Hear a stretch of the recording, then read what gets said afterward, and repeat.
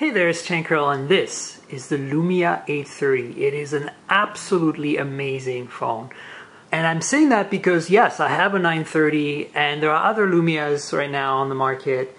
But I think for the buck, for the price, this is the kind of the sweet spot in terms of specs. And even though the camera is lower grade pure view on paper than the 930 and even the 1020, obviously, it is still a remarkable camera, and the software on it is really quite fantastic. So where do we start? Well, first of all, let's talk about the innards. It's got a Snapdragon 400, 1 gig of RAM, and 16 gigs of built-in storage, but it also has micro SD, and it has a nano SIM under a removable back cover that snaps in place with a removable battery that's 2200 milliamp hour.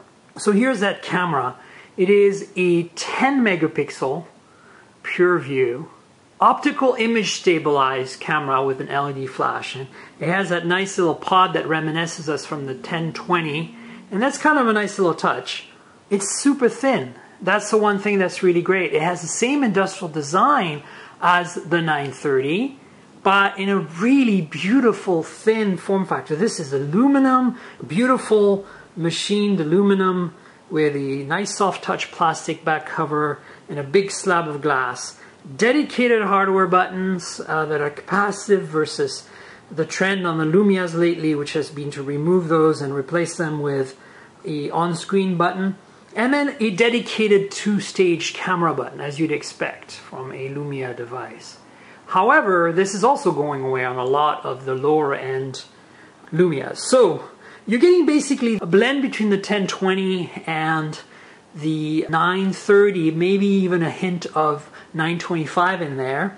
Much thinner than the 930 in this 830. And you're getting mid-range specs, but you still get a 5-inch display.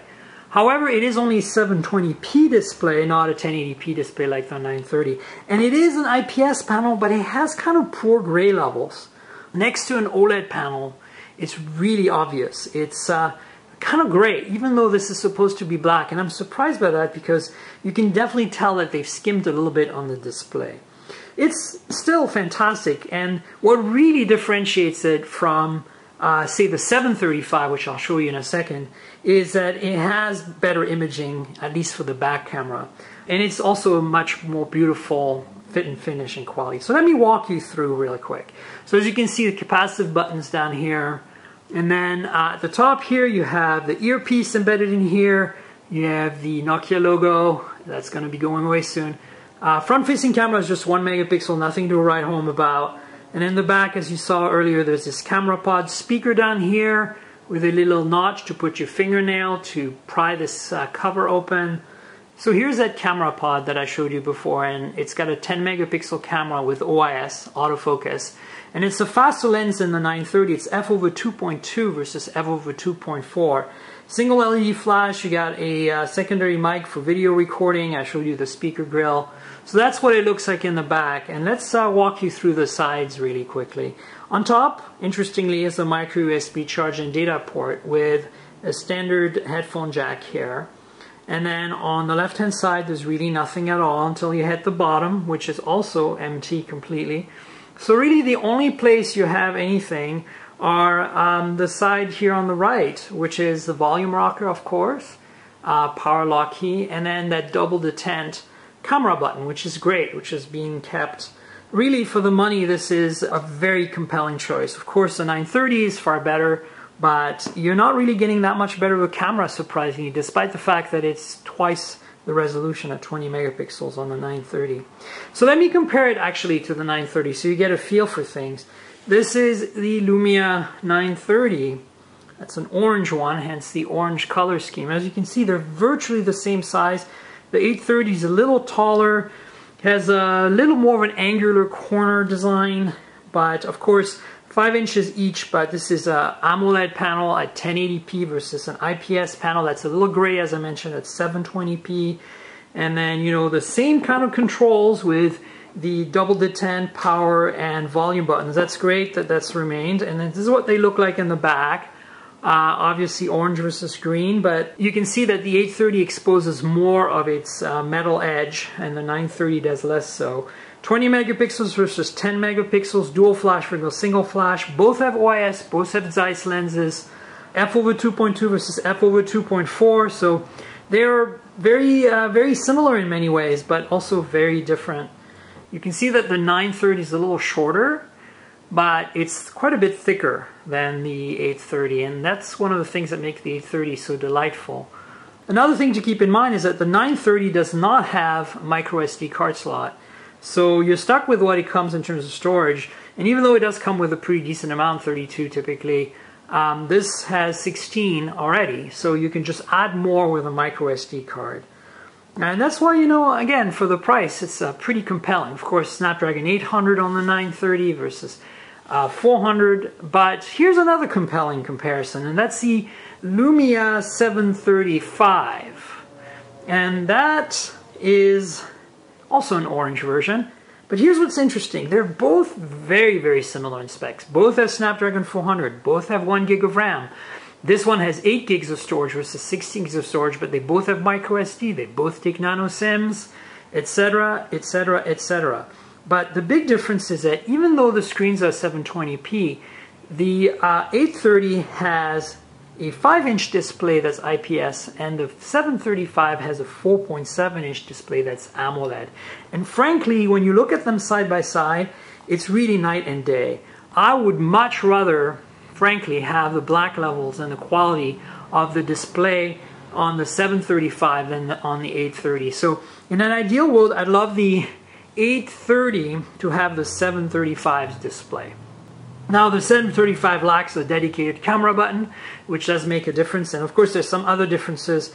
Let me flip them over so you can see what I'm talking about. The design of the 735 is more of the traditional Lumia, starting with the Lumia 800 Nokia N9 design. But what I was going to get to primarily is the differences in camera. The 735 has a non-OIS camera in it, but it's an f over 1.9 camera with a 6.7 megapixel sensor. And it does take pretty incredible pictures, considering it has the same camera app as the 830 and the 930 as well. But what the 735 is primarily known for really is its selfie capabilities. It has a 5 megapixel front-facing camera versus a pretty generic 1 megapixel front-facing camera on the 830. Also notice the on-screen buttons on the 735 versus hardware buttons. So they're very similar price points. Both have LTE. Both of these devices are European devices, so you see them right now on HSPA+. I don't know. For me, it's about the rear camera, so I'd pick the 830, but I think the display on the 735 is definitely an improvement. So stacking them on top of each other, they're both pretty small and pretty thin. That's what it looks like. And then there's a final comparison I want to really make quickly. The 830 versus one of the cheaper Windows Phone devices, and this is the 630 Dual SIM. Both have IPS panels, but I think the black level is actually slightly better on the 630. But it's just to give you a size comparison so you have an idea what it looks like next to the very entry-level, low-end 630. And there you have it in the back, matching colors and stack on top of each other. Of course, there's no comparisons here. There's different leagues, mid-range versus entry level. So there you have it, the Lumia 830, one of the most exciting devices to come from Microsoft, no longer called Nokia, since I would say the 930. And you know, if you can't really afford the 930, this is really an amazing imaging powerhouse for the money. And you really don't notice the performance difference with the Snapdragon 400 unless you play games. Great battery life, removable battery, micro SD. There's a number of advantages of this phone over the 930. If you can live with, you know, this slightly worse display with low res and IPS panel with kind of poor gray levels. Yeah, so there you have it, Lumia 830. Follow me on Twitter. I'm Tankerl, TNKGRL. My blog is tankerl.com, TNKGRL.com. Please follow me on YouTube, like this video, and stay tuned for more videos soon. Cheers.